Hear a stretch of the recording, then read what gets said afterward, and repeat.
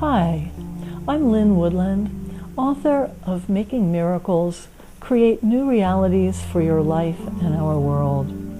Welcome to my video blog, where every month I address a different piece of the journey of self-actualization as it relates to the month we're in. And I like to fit the message with the season, because the cycles of nature just so beautifully portray the whole archetypal dance between light and dark, life and death, yin and yang, and all together create a template for the whole of human experience, with each season lending itself to a different kind of spiritual work and personal growth. So here we are in December, a holiday-packed time of year when one could almost overlook the deepening darkness and the inclination to hibernate that are so natural to this season. Now, people of not so many generations back actually used to sleep more in these long nights, but not us. We turn on the lights, indoors and out, fight nature's pull to just cozy in, and tend to schedule the splashiest late-night parties of the year.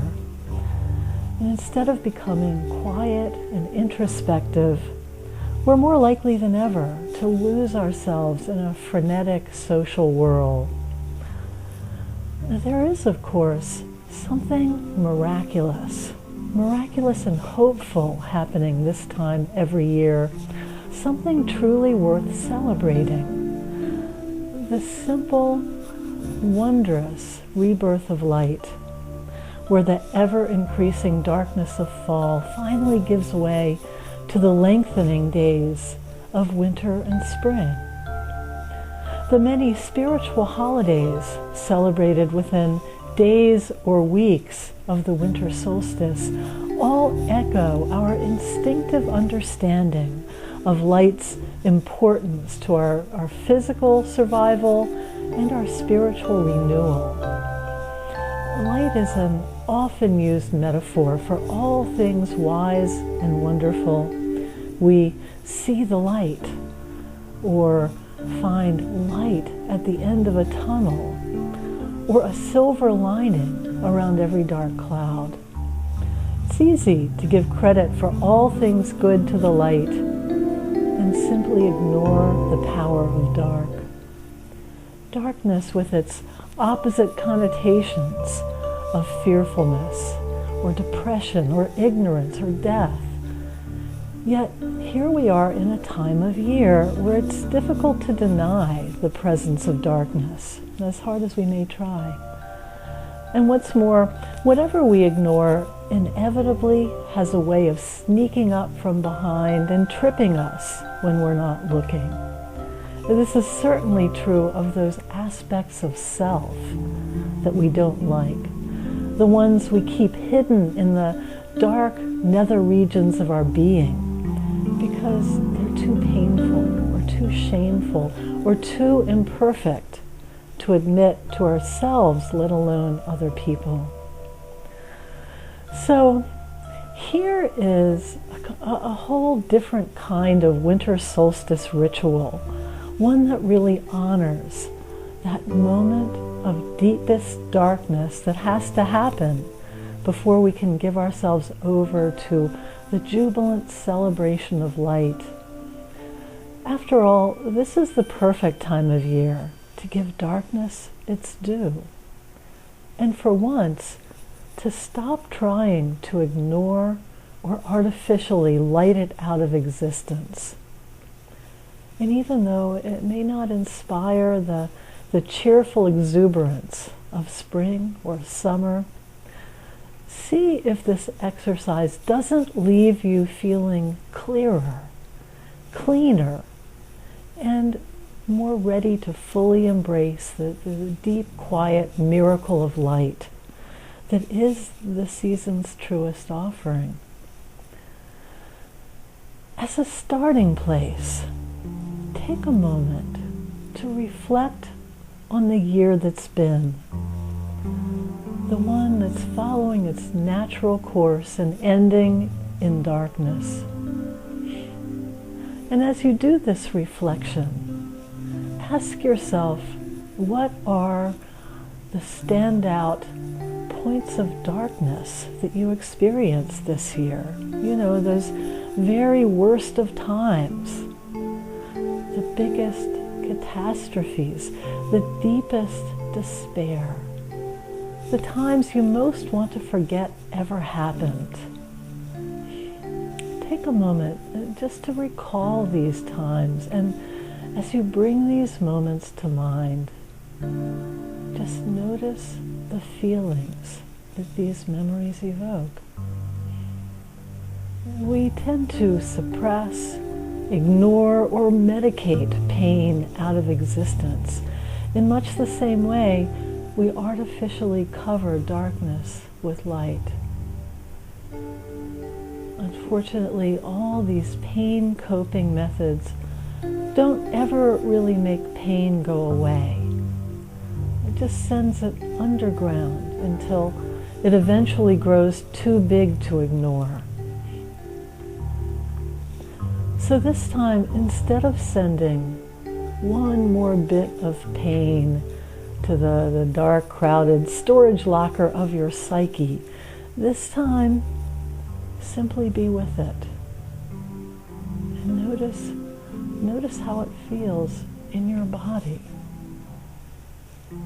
As you contemplate these points of darkness and notice how they feel, is that feeling a sinking experience in your gut? Or perhaps an empty place in your heart? Or a cloud of confusion around your head, or a lump in your throat, or a tense, armored feeling in your muscles, a clenched feeling in your jaw or fists, or even a fearfulness in your bowels. And instead of turning away from these raw places, this time, give them your full attention. Notice the sensation of the feeling in your body and just soften into it. Stop struggling. Stop thinking. Stop trying to move on or make it go away. Also let go of familiar interpretations and judgments you have around these feelings. Perhaps you tell yourself, my sadness is bottomless. If I truly feel it, I'll just fall deeper and deeper until I drown. Or you might tell yourself, my anger is wrong. I shouldn't have it. It will hurt someone. Tell yourself instead that as you stop resisting feeling, pain stops being pain and becomes something usable, something healing even. So go deeply enough into these dark parts of yourself until you feel your resistance letting go, struggle being replaced by surrender, tension turning into relaxation, fear giving way to an awareness that there is nothing to fear. And now imagine yourself in total darkness. Try doing this at night. Most of us can recall middle of the night anxieties where we lay awake in bed in the dark and our whole world looked dismal and dangerous in a way it seldom does during the day. But the darkness to imagine now is a different one altogether.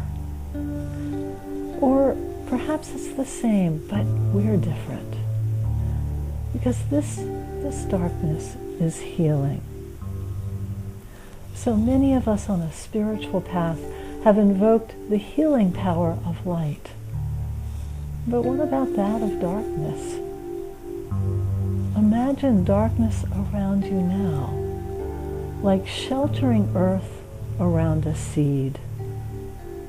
And instead of imagining light pouring into all the wounded places of your soul, imagine darkness like a mother, drawing out of you the pain and doubt and worry, the resentment and confusion and fear, all the things that interfere with peace. Feel darkness absorbing into itself the thoughts, the memories, the patterns that keep you from being your true self. Let the dark take back to itself all the darkness in you, so there's nothing left but light. The light that needs no artificial or external inducement. The inner light that has always been there. And feel yourself in this dark, just like a caterpillar in its chrysalis, safe and sheltered, while a miraculous flurry of transformation is quietly underway. And last but not least, reflect again on those moments of darkness that have occurred in your life this year. And now, instead of feeling the pain, ask these points of darkness to show you their hidden blessings.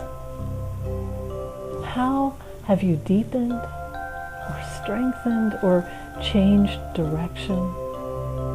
Or perhaps reached out to others, or cared more deeply for yourself?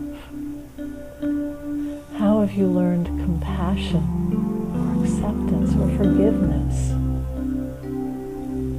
How have you perhaps gained clarity, or broken down barriers, or found your tenderness, or released stubbornness and ego? Or perhaps let others help you? How has your very definition of who you are changed? And give thanks. Give thanks for the power of darkness to polish, facet, and bring out the natural brilliance of your heart. And now consider sharing with another person the story of finding great blessing in this year's points of darkness.